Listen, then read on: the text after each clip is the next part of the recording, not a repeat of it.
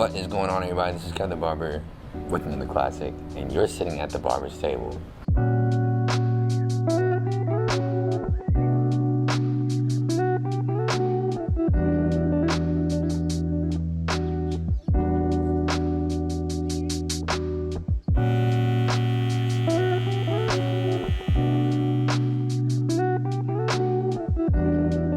Get this off. Yeah. Ooh.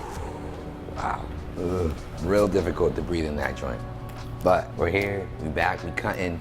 Been back since July 2nd, and I got a little surprise for you guys.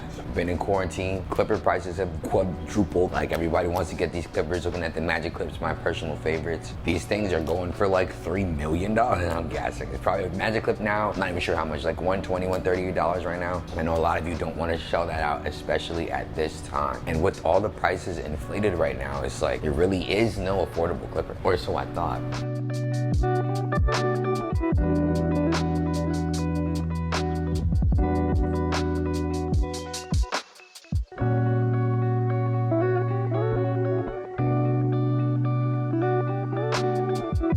Introducing the Chemi 1986 Professional. This is their second model. The first one they brought out was not the Pro. This is the Pro. So when these guys hit me up, wanted to send me the clipper to try these out, I was like, yo, I definitely will. Checking the price tag, these only going for $50. I had to put them to the test, see if it's worth the price or it's as cheap as they're saying it is, you know? So ever since I've been back, I've been using this clipper, just really trying to get a feel for it, trying to see what I think about it. What are some pros, what are some cons, how this will live and who this clipper is for, you know what I'm saying? Also, the merch finally dropped. Got the logo simplified, it's in the middle, it's smaller. Look in the description down below. You should see the images, whether on your phone or on your computer. Check them out, support your boy. Anyways, get back to the clipper. So, as I said before, I just returned. We're in Jersey. We've been open since the 22nd of June, but I started July 2nd. All that headgear is because, you know, of my underlying illness, and I gotta be super cautious. Since everybody's hair has been crazy this entire quarantine, people have been waiting, people have been trying to get their hair cut. First thing I wanted to try this thing out on is bulk. Could this be a clipper that you can use for all things, a good all-purpose clipper? I am a proponent of specializing clippers, right? But if you're a beginner or you don't want to shell out that much money, it's good to see what can do the job for everything. So the first thing I tested was bulk. Now, I'm used to a certain blade, I'm used to a great amount of power. I can just mold through the hair really quick, right? My process has been molded to that. These clippers didn't really hold up to my speed. I just need to slow down just a little bit, but it could handle the bulk. Can't go super fast with it, but you know, it definitely did its job.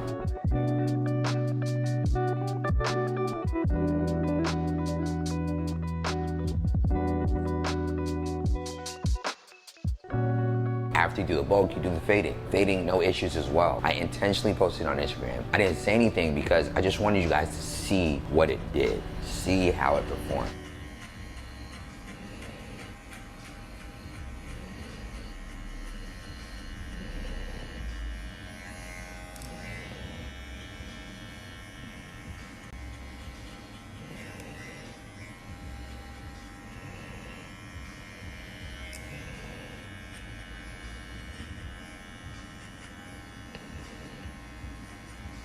And it's crazy how clippers like these, only costing $50, can do the work that it does. When corded clippers back in the day didn't even go for this much. When I wanted to get a Andis Masters were always like $100. Seniors were like $60, $70. You know, now we're getting a cordless, pretty like it holds its weight. It does the job for $50. This is a steal. This is a steal. People keep messaging me, would I recommend this for a beginner barber? Absolutely. If this was around when I was a beginner barber, I'd have 3.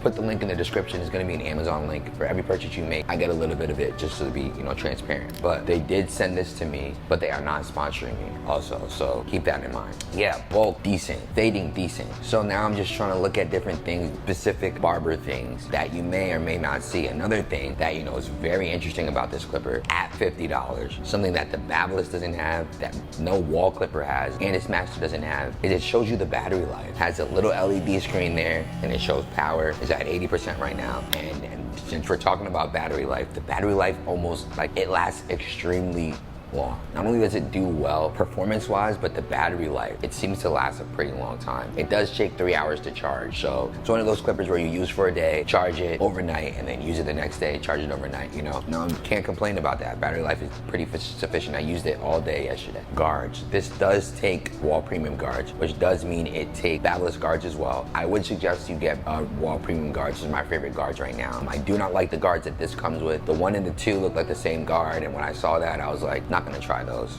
How would this do with balding? This does zero gap. It is a taper blade, so if you do have some decent wrist motion, you shouldn't have any trouble blending this from a shaver all the way up to this clipper. This is not bad, and if you want to see my zero gap explanation, I'll put a video up for you guys to check that out. But yeah, this can be zero gap, definitely no problems there. It comes with a taper blade. If you're a beginner, a taper blade is definitely a blade you should probably learn first, and then use a fade blade. It's a more specialized blade in my opinion. It has a similar port to walls and babless, but they're all different. Like, you can't interchange them. But on the other end, it has a USB 3, so you can plug it into a computer, plug into a charging port, plug it into your car. Very versatile, can be used in all those situations, and they definitely love that because they market it a lot. So yeah, let's get to a few things I really do not like about this clipper. Everything I said, you know, pretty much solid. It's a solid clipper, but every clipper has their downsides. Now, the weight distribution on this is not the best. It is definitely heavier than a Magic Clip, your standard, because the Magic Clip's fully plastic. This is a metal housing. It's definitely gonna add to the durability, but it's also gonna add to the weight. So, you know, you have your give and take there. I already mentioned the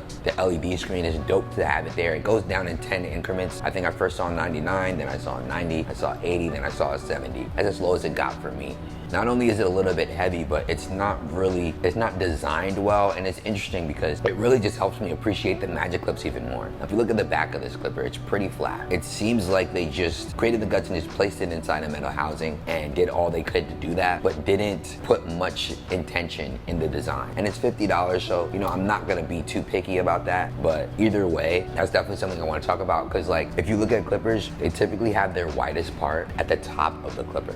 The top of the clipper is the widest, and then if anything, it's sustained, and then it gets smaller, because the distance between your thumb and your middle finger is gonna be a lot wider than the difference between your pinky and your palm. So that's why you see all these clippers, they get smaller at the base. This clipper actually has its widest point at this part of the clipper. So you can kind of feel it when you're holding it. So slightly uncomfortable. I have to be aware of it, because since I'm so used to well-designed clippers when it comes to ergonomics, this is just slightly uncomfortable, and the back is completely flat. Don't have any grooves like the wall Magic Clips, and like the wall Magic Clip has a nice little thumb part here. Another portion that you'll see is the hook. I always love a hook. It's perfect to always have a hook on a clipper because I like hanging my clippers. But the one downside to this hook is it's extremely thick. The metal part is so thick that if you look down on it, it just misses the charging port. So like, there's not really enough space for the cable to be here and the hook to go through it. So it's kind of tight. You have to kind of squeeze it together. Just something to be aware of. It would have been nice if this hook was just smaller or just pushed back some. If you look at the babless or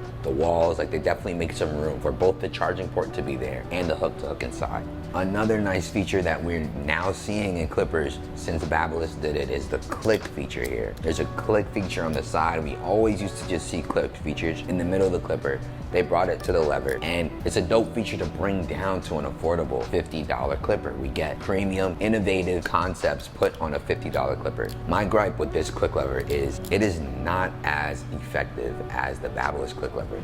It's as if the last click is non-effective. You can't do, the lever play is just a little bit uncomfortable when it comes to this clipper. The click is very sturdy though. You can really feel it. So if you're somebody who needs to remember your place, this would be a really great feature for you to use. I typically use open, close, and halfway. Really wouldn't affect the process too much, but if you're somebody who really needs to know where they put the lever one time or another, very dope feature for beginners. Very dope feature for anybody who uses it, really. A subtle difference that I noticed between this and other clippers, typically turning on the clipper, you have to push it down. And I noticed that because every time I tried to turn this on, it wasn't working, because it's the opposite with this clipper.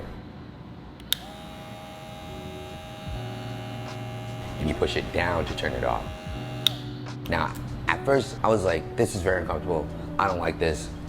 what the heck? But if you really think about the direction your thumb is going while you're cutting, if you're picking up the clipper and I want to turn it on, it would make sense that my thumb would go from the base to go up. Then I want to turn it on, my thumb's already up here, so I turn it down to turn it off. So it was annoying, but I don't know if it's because of muscle memory or if this is just a new innovative way to do it, how intentional that was. I'm not sure. You tell me your thoughts on that. This is a rotary motor that's considered, okay, it should work on wet hair very well. It worked decently. When you have the power compared to, say, a Andis Master, a Babyliss FX, or a Wall, I've had better experiences taking down bulk and fading with those 3 clippers. At $50, this isn't a clipper that's really demanding that level of attention. It's not demanding the premium attention that those clippers are. So for me to say this is a bad clipper, doesn't do what a $250 clipper does, well, I mean, of course it doesn't. I gotta say though, like this is really a nice find. I really do like seeing clippers that you don't really see often. I did look on YouTube, there's definitely a bunch of YouTube videos on this, but I haven't used one up until now. For those who've been hitting me up on Instagram, what do I think? Definitely think it's a dope clipper. For $50, they're giving you the click lever, they're giving you the power, the LED power, they're giving you long battery life. And it's interesting because the Wall Magic Clips last for 90 minutes and the Wall Seniors last for 70 minutes. The more power, the more strain the clipper puts on the lithium ion battery. So they have the same battery, but they have different engines. And with this, it seems to be the same case. Since it's not as powerful as an Andis Master, Andis Master kicks a punch, which is why its battery life sucks. This